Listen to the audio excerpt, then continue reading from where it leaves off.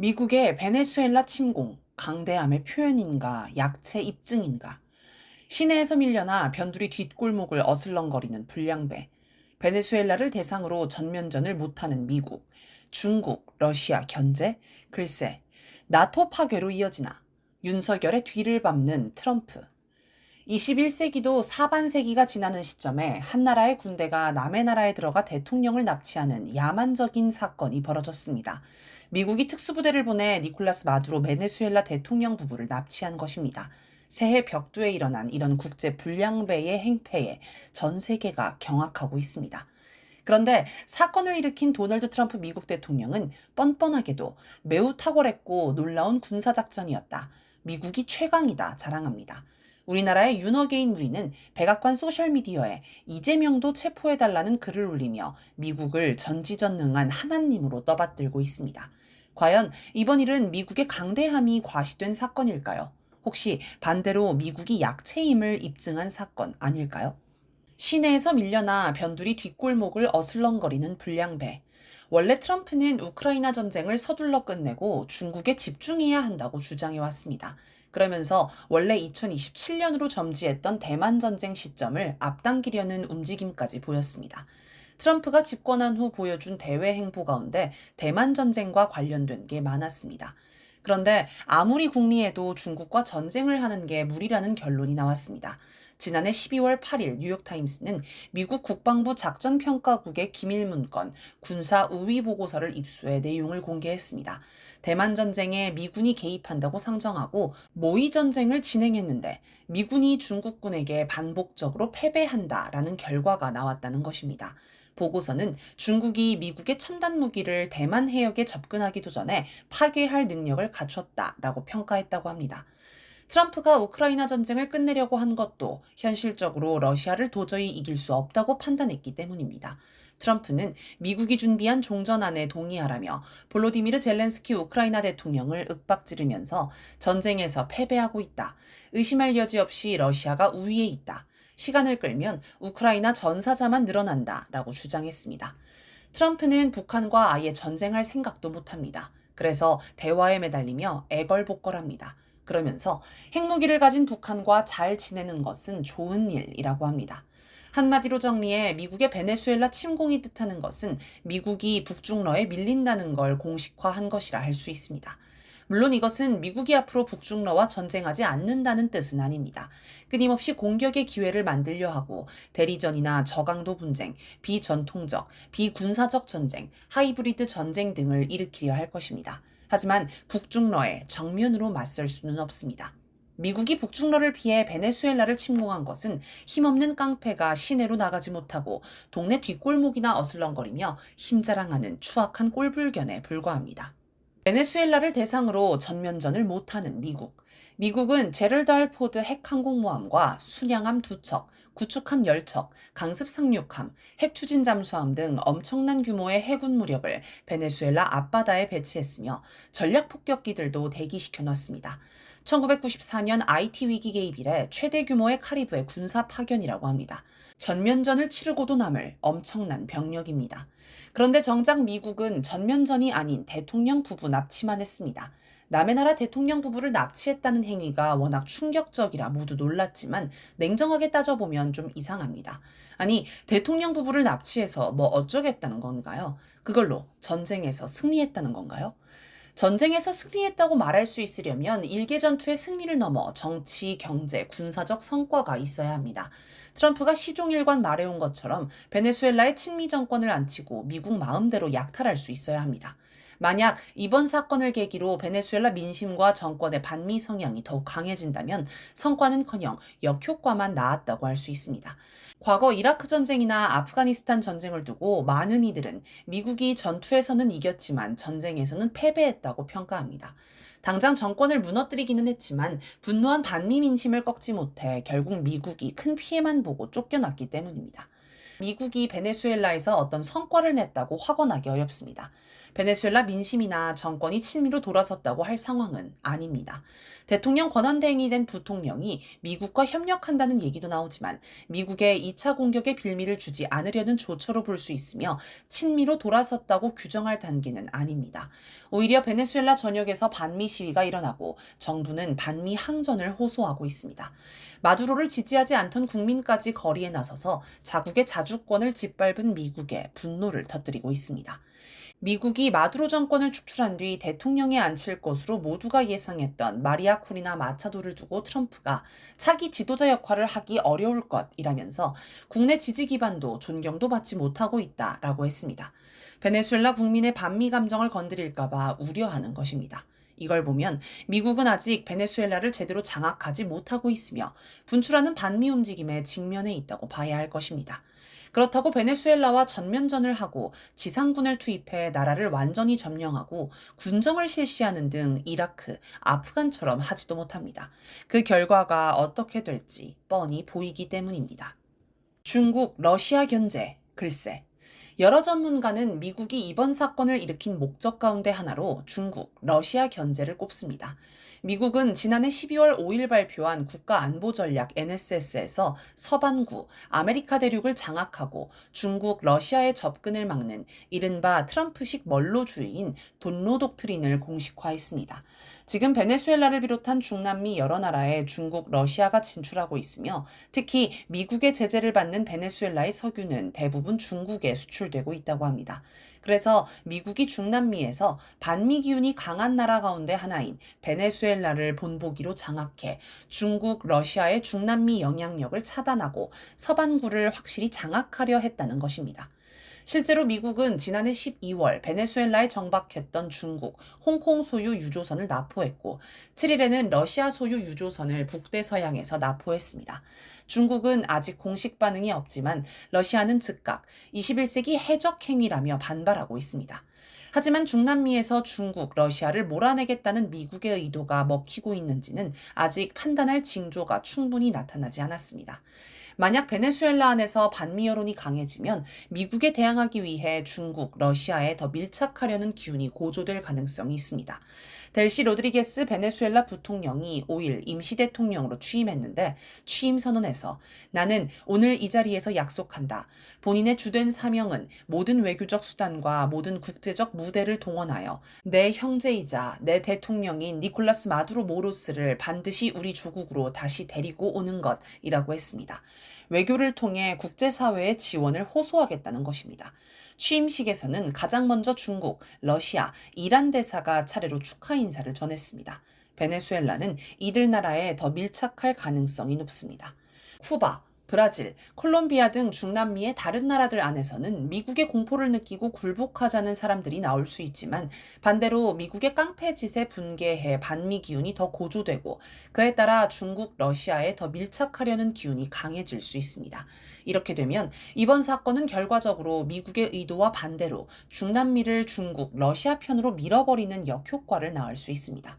또 세계 여러 전문가가 이번 사건을 계기로 미국이 중국의 대만 통일 의지, 러시아의 우크라이나 특수군사작전에 명분을 줬고 이를 막을 수 없게 만들었다고 평가합니다.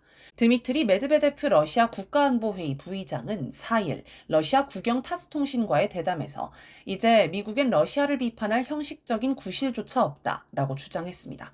김준영 조국혁신당 의원은 여러 유튜브에 출연해 중국과 러시아가 미국을 규탄하지만 화장실에서는 웃고 있을 것이라며 이번 사건으로 오히려 중국, 러시아가 유리해졌다고 주장했습니다.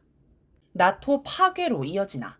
미국은 베네수엘라 다음 목표로 그린란드를 지목했습니다. 트럼프는 4일 우리는 그린란드가 필요하다. 국가 안보 관점에서 그렇다.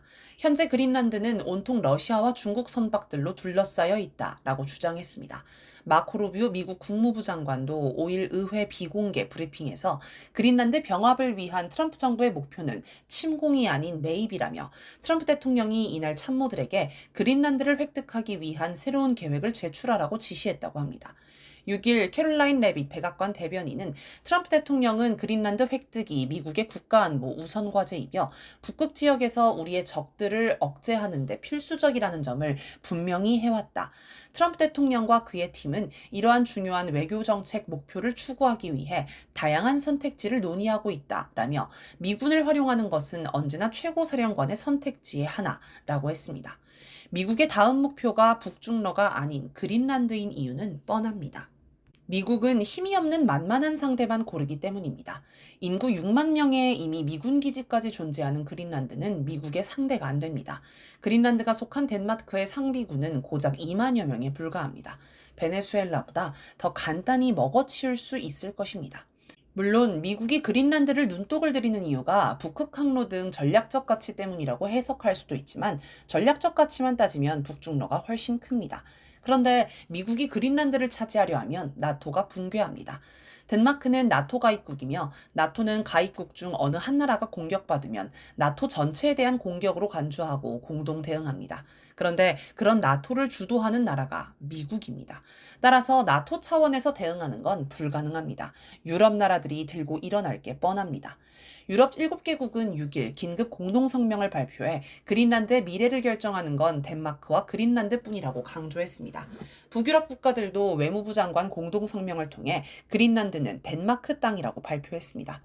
나토가 시끄러워지면 이 기회에 미국이 나토를 탈퇴해 나토가 붕괴할 수도 있습니다. AP통신은 7일 트럼프의 그린란드 관련 발언에 관해 나토의 전례 없는 도전을 제기하며 동맹의 존립 자체를 위협하는 사태로까지 번질 수 있다라고 지적했습니다. 메테 프레데릭센 덴마크 총리도 미국의 동맹국 침공은 나토의 종말을 의미한다라고 주장했습니다. 트럼프는 2024년 12월 8일 대통령 두 번째 당선 이후 가진 첫 인터뷰에서 나토 탈퇴를 적극 고려하겠다라고 밝혔습니다. 이에 따라 유럽 나라들도 부랴부랴 자체 방위 계획을 논의했습니다. 나토 해체는 이미 논의되고 있는 것입니다. 이렇게 되면 그린란드를 둘러싸고 미국과 유럽 나라들 사이에 전투가 벌어질 가능성도 있습니다. 사실 2차 세계대전 때까지만 해도 미국과 유럽은 그런 관계였습니다. 둘 사이의 전쟁에도 전혀 이상할 게 없습니다. 그동안 미국을 정점으로 자본주의권이 단결해 있었던 것이 오히려 비정상적인 상황이었습니다. 이번 사건을 두고 유럽에서는 미국을 규탄하는 목소리가 쏟아졌습니다. 에마뉘엘 마크롱 프랑스 대통령은 미국의 무력작전은 국제법을 위반했다라고 했으며 프리드리히 메르츠 독일 총리는 국제법을 준수해야 한다라고 했습니다. 우르줄라 폰데어라이엔 유럽연합 EU 집행위원장은 모든 해결책은 국제법과 유엔 헌장을 존중하는 것이라고 했으며 키어 스타머 영국 총리는 미국은 자신이 취한 조치를 정당화해야 할 것, 우리는 항상 국제법의 지배를 수호할 것이라고 했습니다. 2003년 미국의 이라크 침공 이후 유럽에서 미국을 규탄하는 목소리가 이렇게 쏟아진 건 거의 처음 있는 일입니다. 특히 영국 총리조차 미국 편을 들지 않았는데 매우 이례적입니다. 이건 유럽이 갑자기 국제정의에 눈을 떴기 때문이 아닙니다. 유럽은 우크라이나 전쟁에 사활을 걸고 있는데 미국이 발을 빼려고 해서 안 그래도 불만이 많았습니다. 그런데 이번 일을 계기로 미국이 서반구에 집중한다며 유럽을 버릴까봐 저렇게 민감하게 반응하는 것입니다. 유럽도 이제 미국과 자신이 더 이상 한 배를 탄 운명이 아님을 깨달은 듯합니다. 심지어 일본에서도 미국을 비판하는 목소리가 나왔습니다.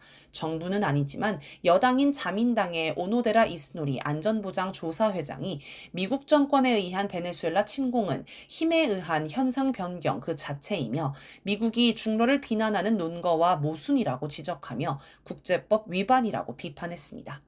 일본 역시 중국을 자극하면서 대만 전쟁을 준비하고 있는데 함께 준비하던 미국이 갑자기 발을 뺄 것 같으니 당황한 것입니다.